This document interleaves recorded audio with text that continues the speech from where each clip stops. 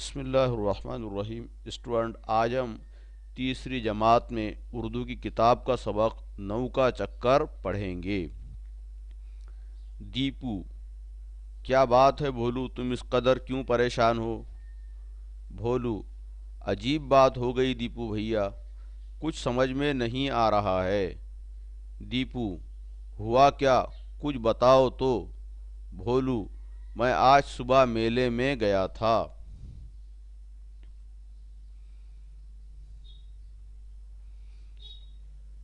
दीपू, तो फिर? भोलू, वहाँ मैंने ये 9 गधे खरीदे। दीपू, फिर क्या हुआ? भोलू, मैंने उनको अच्छी तरह गिन लिया था, 9 ही थे। मैं एक गधे पर बैठ गया और गांव की तरफ चल पड़ा। थोड़ी दूर चलकर ख्याल आया कि कहीं एक आध गधा इधर उधर ना निकल गया हो। दीपू, तो फिर गिन लेते। भोलू, वही तो किया मैंने, गिना तो सिर्फ 8 गधे थे। दीपू, अरे एक गधा कहाँ चला गया था?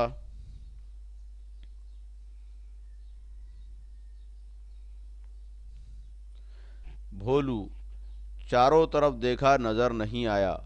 आखिर में गधे से नीचे उतरा और फिर गिना तो 9 गधे पूरे थे।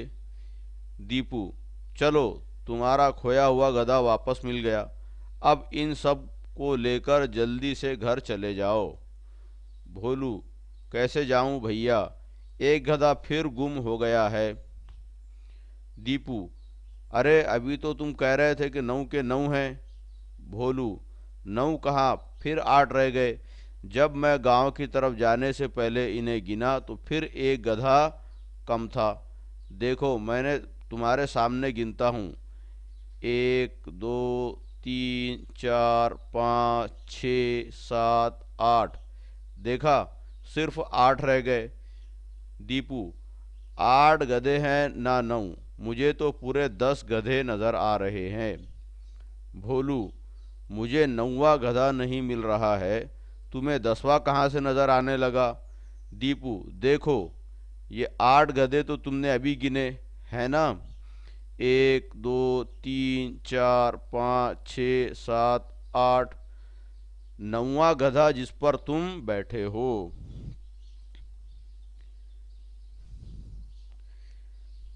भोलू, अरे हाँ, और 10वां? दीपू, वो जो 9वें गधे पर बैठा है। तो बच्चों, भोलू क्या कर रहा था, एक गधा जिस पर वो खुद बैठा था उसे वो नहीं गिन रहा था। जब वो उस पर बैठ रहा था तो फिर सामने 8 ही नज़र आ रहे थे, और जिस पर वो खुद बैठा था उसे गिनना भूल जा रहा था, इसलिए उसे कितने दिख रहे थे, सिर्फ 8।